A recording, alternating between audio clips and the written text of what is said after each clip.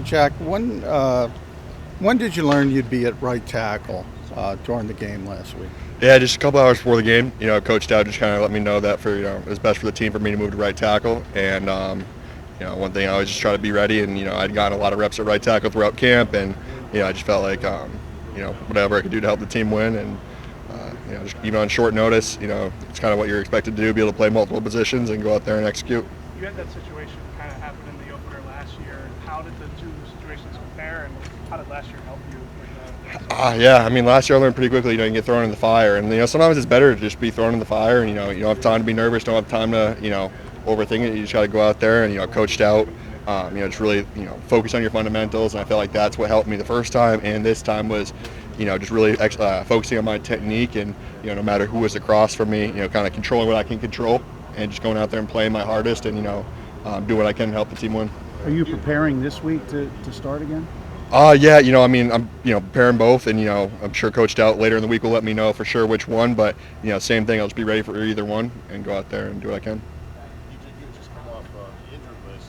You only practiced a couple of days. Did it take a while to get going, or did you feel pretty comfortable from the get-go? I felt pretty comfortable. I had played next to Nate Herbig a lot last year, so, he was someone I was, comfortable playing with, and, just kind of trying to take it one play at a time, understand that my, I only had one practice, really, real practice was a short week last week, but just focusing on one play at a time and just, keep going. And, everyone's tired out there at points and whatnot, but just pushing through and having guys on the line to, support and just, kind of feed off their energy was, really helpful.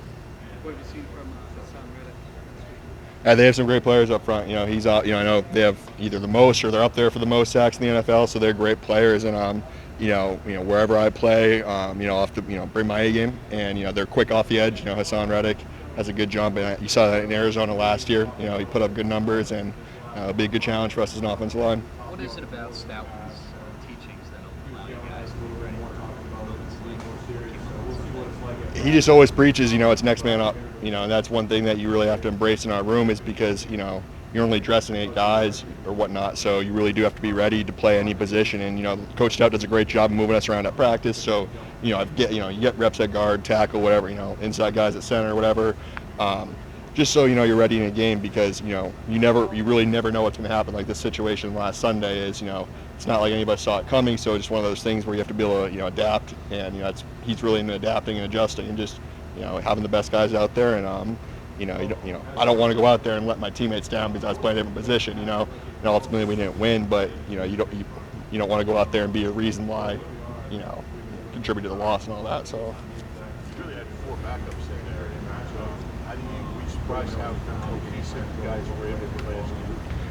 I mean, not really, just because we've practiced so much next to each other, and like I said, no matter who's across from you, Coach Stout just preaches fundamentals and all that, and like I said, is Herbie and I are backups, but I played a lot next to him last year, so I felt and in camp as well, so I felt comfortable with him, and I think it was the same situation. Everyone just kind of went out there and said, look, we can't let the team down. We know they have a good front seven, and it's our job to execute no matter if it's 5 backups, 5 starters, whoever's in there. It's not, we can't miss a beat.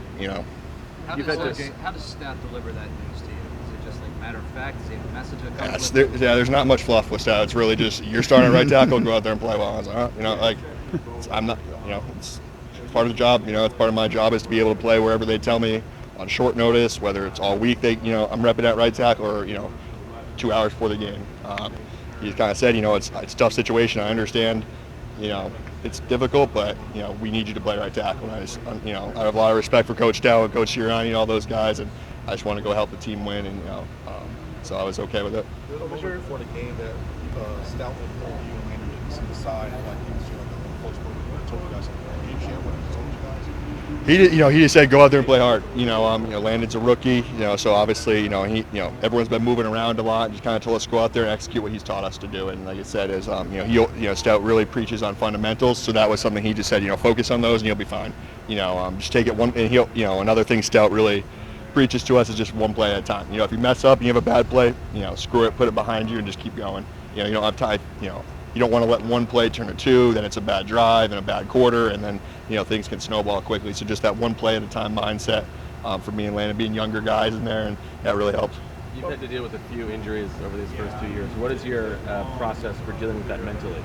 Yeah, I mean, it's tough. I didn't really have many injuries in college, and then I kind of got dinged up a little bit in the first 2 years, like you said. So it's tough, because mentally it's hard not being out there with the guys. I always hate, it's great, you support and you go and but not being out there, not playing, not feeling like you're not contributing is tough, but it's part of the game too. Football, there's you're going to get injured at some point in your career when you're out there, and just kind of deal with it and learning.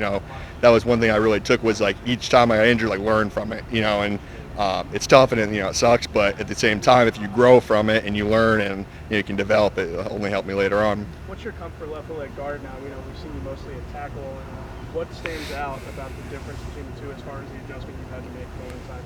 Yeah, I mean, the thing was, even last, I feel comfortable at guard because, until 2 hours before the game, I thought I was starting at guard. So it's like I got all my reps at practice next to Kelsey and at guard. And guard things just happen quicker. That's right there, it's on you right away. But I always think that I can take some things from tackle to guard that help me, and then vice versa. When I go to tackle, I always feel like being able to play both, it kind of gives you a better understanding of the whole line, the blocking schemes, and just it helps you hone in on your technique and be able to play anywhere. And just even watching guys and just kind of seeing it's a different type of player. On the edge, you got more kind of quick twitchy guys like Hassan Reddick and those guys, versus inside it's more stout, stronger guys. But just like I said, is either one. I feel like I've grown and developed, and I just got to keep getting better. Couple more for Jack, guys. With the RPO scheme and the legal man downfield that we've been seeing, is that kind of tied to one another? Panthers got Gilmore. Yeah, and that's something it seems like they're making an emphasis to call on this year. Is in years past, even in college, you could be a couple of yards downfield, but this year it seems like they're cracking down on. For us, we're being told to play, and we're assuming it's a run. But if it's a pass, it's a quick pass with the idea that we won't be. I think it's 3 yards downfield is the threshold for what they're technically supposed to call. So it's tough, and it's just something we've had to adjust to. And I think that going forward, you'll see that cleaned up on the O line, and understanding that they're going to call it, so we got to be careful. If it's an RPO, you can't just fly downfield because we don't want to keep getting penalties. That's going to affect us and put us in bad situations. Last one. Hey, Jack, maybe a tough question, but most of your histories at right tackle, most of your reps, that make it a little easier that you were kicking out from right guard to right tackle, say, than vice versa if you practice all week at right tackle, had to go in right guard?